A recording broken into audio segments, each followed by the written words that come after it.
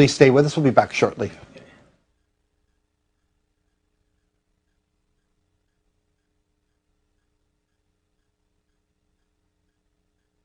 Thought it should have meant, namely that the state will not interfere in religions, except of course to maintain public order, and will be neutral to who will be in government, who will get promoted, who will get admissions on the question of religion.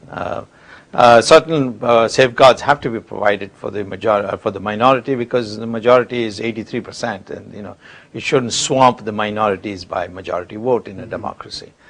But unfortunately, the way the Gandhis have practiced, Nehru-Gandhi hyphenated, have practiced secularism in India has meant basically the pandering to minority interests. For example, if a Muslim marries more than one wife, he is permitted under the law, because that's what the Shariat allows him. I think he can marry 4 times. Oh, really? In India? In India.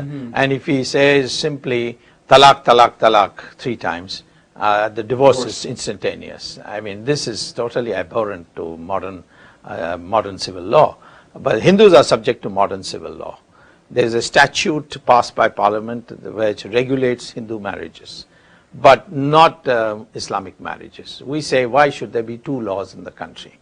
Similarly, in the state of Kashmir, Hindus cannot go and settle down in the state of Kashmir and start businesses there and so on, because the Jawaharlal Nehru said that the Muslim proportion should not be reduced by people coming from the rest of India to occupy lands there. So there are a lot of discrimination against the Hindus, and therefore secularism has got to be discredited. This is interesting, because in a nation that is, well, the homeland for at least 4 faiths, I think Jainism, Hinduism, Buddhism, and Sikhism, and is a homeland to the Zoroastrians and other religions, it strikes me as the challenges are immense anyway, because it's a polyglot nation. You're in government, you've been the president of a political party since 1990. What are the challenges that face you? The only challenge that faces me are 2 extremes. One is, I shouldn't allow the sentiment to snowball into a fascist suppression of minorities. Okay. And this happened in Germany when people didn't articulate nationalism properly, and a corporal came and totally distorted the future of Germany. If there is a vacuum, somebody is going to fill it. And there is a vacuum today on an enlightened view of Hinduism. They want a Hindu identity, they want an Indian identity which is in synchronization with Hindu identity. Those urges are there, somebody has to do it. Racial politics. It's not racial, there's nothing racial about India. The DNA science research has now shown that we are all the same people. Right. We didn't come from anywhere abroad, we are all indigenous to India. But this is the one extreme. The other extreme is that without a well-defined Indian identity, we will not be able to progress as a nation, because we've got 130 million Muslims who are being told that they are transnational. They are not, they are Muslims first and Indians second.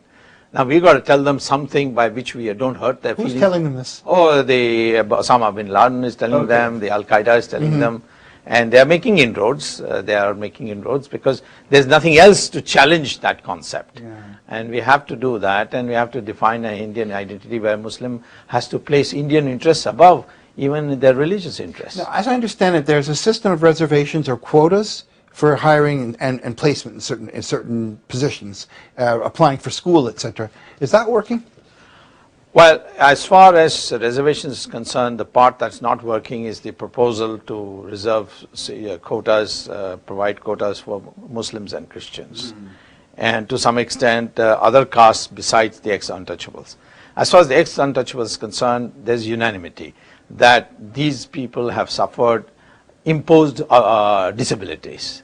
These disabilities that they have today are not something they have acquired by lack of concern for education, whatever. It's been imposed on them by the rest of society. So we have to compensate for that, and that there's no debate on that. Okay. The debate arises whether we should give it to other castes also, and Christians and Muslims, merely because they are poor.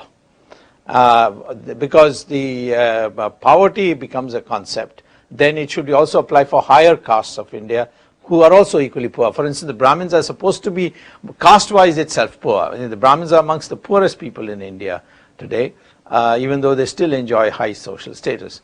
Now, there's no reservation for them. So I think what is being argued is that for a successful reservation or affirmative action program, those other castes who have not suffered any imposed disabilities, you provide them scholarships, you provide them good education, you have improve your educational system so that everybody can compete. This form of social engineering, such as you have it now, has it worked? It has it will not work if it has worked in the sense for the scheduled caste. It has made a lot of difference. A lot of people have come in high places.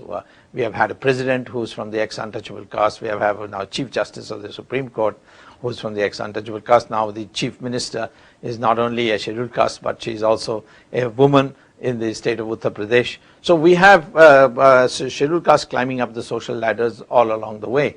And that's happening, maybe not fast enough, but certainly happening about as fast as the system can bear. But where it is not working is the attempt to give reservations to these non-imposed disabilities. So, for example, I could be a person as a Brahmin, and my family could, for 2 or 3 generations, have been disadvantaged economically, yeah. and the deck is stacked against me. Yes, it is stacked against you because you can't afford a good school, and you can't therefore compete in competitive exams for the IITs and the IIMs. So the question is, the Brahmin says, what wrong have I done?